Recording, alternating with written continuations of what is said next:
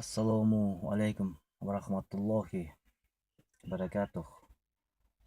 Qılım qarıtqan qasiyеттүү qırgыз элим жана кыргызстандыктар. Силердин ошол жылдардын эң улук болгон ороз айлары менен куттуктаймын. Баарыңардан туткан орозоңор кабыл болсун. Баардыгыңардан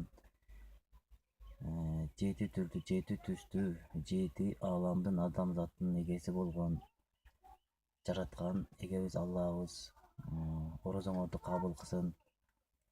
Ар бириңердин жүрөгүңөрдөгү жакшы ой максаттарыңарга жетишиңерди мен чын жүрөктөн каалаймын. Алла ыраазы болсун баарыңардан иншаллах. Эми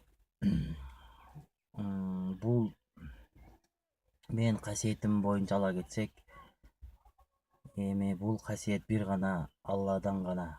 Эми азыр көбү айтышы мүмкүн, килейлеп алганбы же машинаны тартып атканда бирөө чыгып алганбы, алдап атат деген болушу мүмкүн. Бирок астагфирлах, Аллах өзү сактасын. Аллага шүгүр, 5 убак намаздабыз, орозодобуз. Аллага шүгүр, Алланын буйруктарына аткарабыз колдон келишинче. Аллага шүгүр. Мага мунун кереги жок.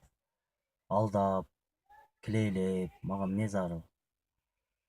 Шумалга чейин эмне чыкпадыңыз? Эми чагылгандай болуп чыга калдыңыз. Буга эмне себеп болду деген деле ушул мен өзүм касиетими элиме көрсөткүм келген эмес шумалга чейинчи. Эми элчилик да кээ бирөө положительный сөз айтат, кээ бир отрицательный сөз айтат. Ишенбестилик болот. Ошого мен бул касиетими сыр бойдон сактап келгем шумалга чейин. Бирок 2000-жылы Орто Азия боюнча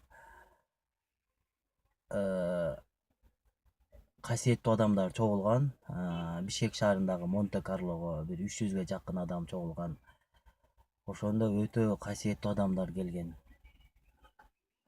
Ошондо менин касиетимди алар баалашкан. Ошондо алар мени магнит адам, магнит баатыр деп ошентип койгон. Лучше сени магнит баатыр деп коелу деп. Мен 2000-жылдан бери магнит баатыр деп коет. Алар менен катташып турамын. Ага чейин шумалга чейин чыкпаганымдын сыры ошондо.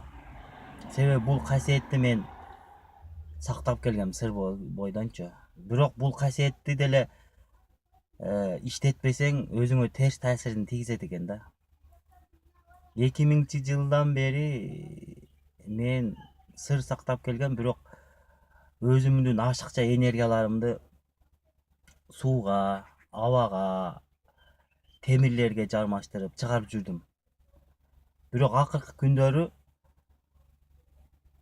ушул энергиямы, касиетимди, биоток күчүмдү чыгарбасам өзүмө терс таасирин тийип, ден соолугума зыян тийип атты.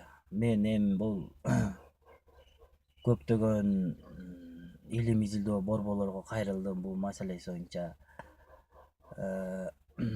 Алардын баардыгы эле мага жообу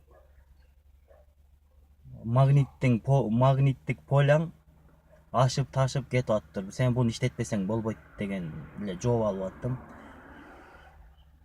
Бирок мен шумалга чейин өзүмдүн биоток, магнит, энергия касиетимди сууларга, абаларга кетирип аттым. Мен 2000-жылдарда ошол Бишкек шаарындагы илим изилдөө борбордо иштеп жүргөм.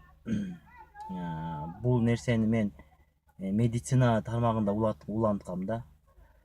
Илим изилдөө борбордо биоэнергетик болуп ошол жерде иштегем. Бул илимди мен көп жылдан бери изилдегем. Асман жердин ортосундагы тартылуу күчтөрүн изилдегем. Мисалы үчүн, мына ар бир үйүңөрдө свет жанып турат.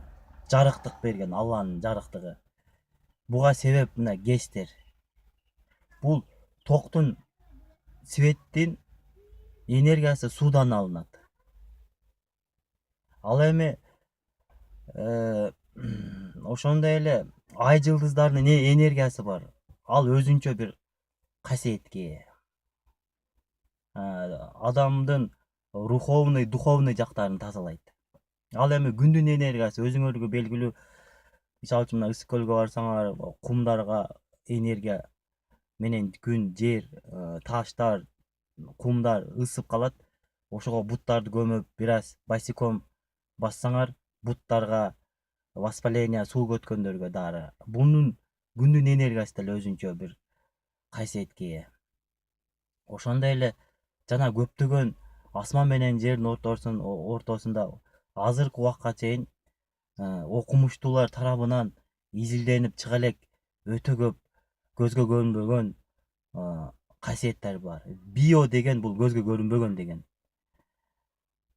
Био деген ушу көзгө көрүнбөгөн магниттер, магнит талаалары, энергиялар бар.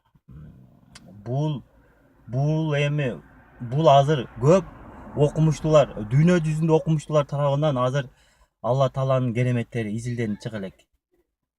Ошол кереметтердин бири менин кереметимчи. Эми ошондой эле эми мен туурасынан